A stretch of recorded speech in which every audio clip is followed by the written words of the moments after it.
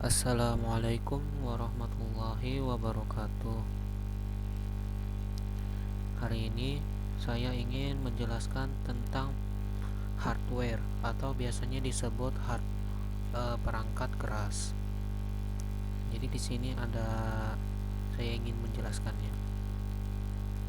Oke, kita mulai dari pengertiannya.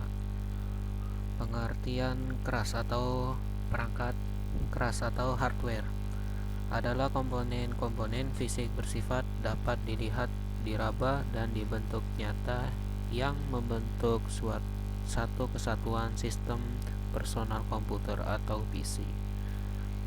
Jadi itu wujudnya ada dan bisa dipegang. Beda dengan software, wujudnya ada tapi tidak bisa dipegang.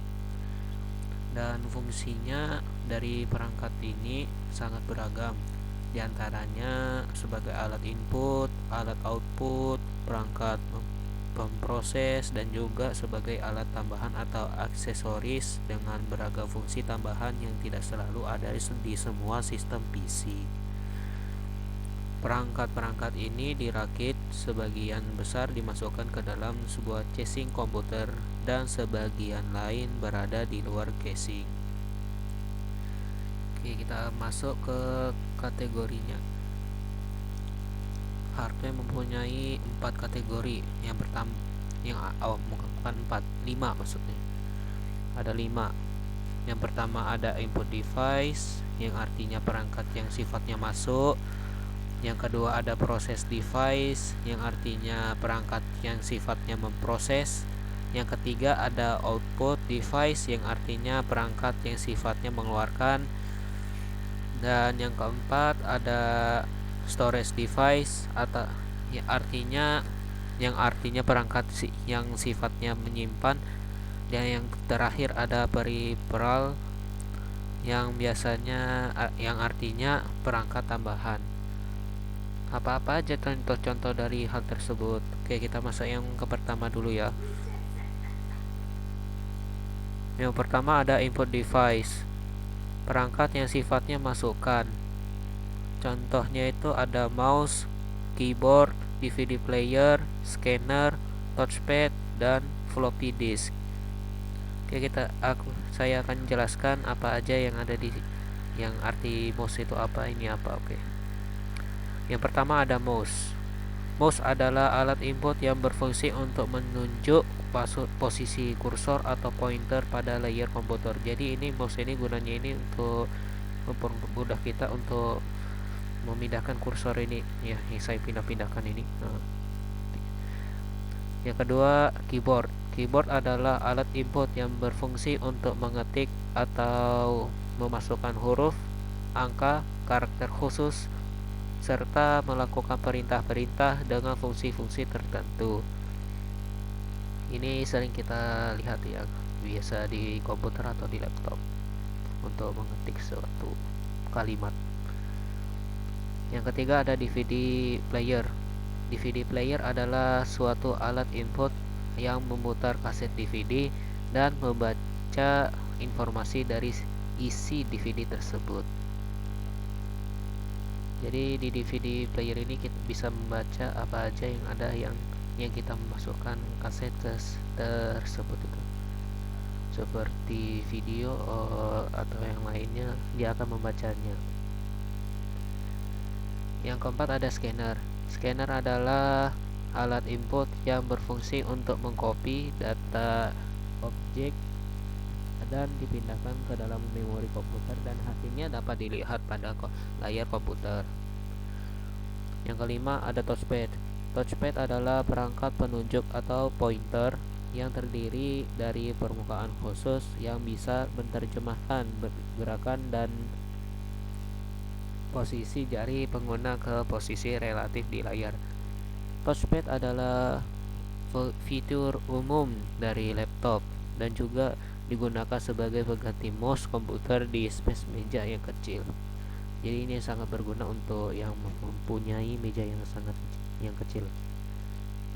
Yang keenam ada VDD atau floppy disk drive. Floppy disk atau disk drive adalah alat untuk membaca disket sebagai tempat menulis dan menyimpan data serta menjalankan sistem operasi dan aplikasi. Pada tahun 1990-an sampai dengan 2002 masih banyak menggunakan disket sebagai media penyimpanan data dan menjalankan sistem operasi dan aplikasi. Sekarang kita masuk ke proses device dan contoh-contohnya itu seperti CPU, RAM, proses supply, LAN card, VGA card, dan lain-lainnya. Nah, dan saya akan menjelaskan contoh-contohnya itu. Yang pertama ada CPU. CPU atau kependekan dari Central Processing Unit. CPU berfungsi sebagai pengendali proses kinerja komputer. Dengan kata lain, yaitu sebagai tempat mengatur semua instruksi program pada komputer dan sebagai pengelola semua aktivitas kinerja di dalam komputer. Yang kedua ada RAM. RAM adalah singkatan dari Random Access Memory. Fungsi RAM secara sederhana adalah sebagai media simpan sementara yang digunakan hanya saat komputer menyala. Dalam artikel sebelumnya mengenai memori kita sudah membahas secara sekilas bahwa RAM adalah termasuk memori yang bersifat sementara atau temporer. Yang ketiga ada power supply. Power supply adalah perangkat keras berupa kotak yang isinya merupakan kabel-kabel untuk menyalurkan tegangan ke dalam perangkat keras lainnya. Perangkat keras ini biasanya terpasang di bagian belakang atau di dalam casing komputer. Keempat ada LAN card. LAN card yang artinya kartu jaringan sering juga disebut dengan NIC, Network Interface Card, yaitu suatu perangkat yang digunakan untuk menghubungkan antar komputer dan sebuah jaringan komputer. LAN card menggunakan port yang terkoneksi ke RJ45. Yang kelima ada VGA. VGA kepanjangan dari Video Graphic Accelerator yang berfungsi mengolah data grafis untuk ditampilkan pada layar monitor. VGA juga memiliki prosesor yang disebut GPU atau Graphic Processing Unit dan membutuhkan memori. Yang keenam ada motherboard. Motherboard adalah papan sirkuit berupa PCB yang memiliki berbagai komponen elektronik yang saling terhubung, di mana cara kerjanya mengatur hal teknis seputar BIOS, atau Basic Input Output System, chipset atau pengatur koneksi input dan output, RAM atau memori penyimpan data sementara, VGA card atau memori penyimpan data grafis, dan prosesor dan execution card atau PCI atau ISA. Yang ketujuh ada prosesor. Prosesor adalah komponen komputer yang merupakan sebagai otak yang menjalankan proses dan pengendali kerja komputer dengan bekerja sama perangkat komputer lainnya. Satuan kecepatan dalam prosesor adalah MHz atau megahertz atau GHz atau gigahertz. Dengan semakin besar kecepatan suatu prosesor, maka akan semakin cepat kinerja komputer saat melakukan proses. Yang kedelapan ada fan. Fan adalah suatu perangkat keras yang memiliki baling-baling yang berada di dalam PC, atau biasanya disebut dengan kipas angin, yang berfungsi untuk menghantarkan panas dari suhu yang berada di dalam PC. Yang 9 ada sound card. Sound card adalah suatu perangkat keras komputer yang digunakan untuk mengeluarkan suara dan merekam suara. Pada awalnya, sound card hanyalah sebagai pelengkap dari komputer. Namun sekarang, sound card adalah perangkat wajib di setiap komputer. Yang ke-10 ada heatsink. Heatsink adalah logam yang didesain khusus yang terbuat dari tembaga atau aluminium yang berfungsi untuk memperluas transfer panas dari sebuah prosesor dan membantu proses pendinginan prosesor itu sendiri.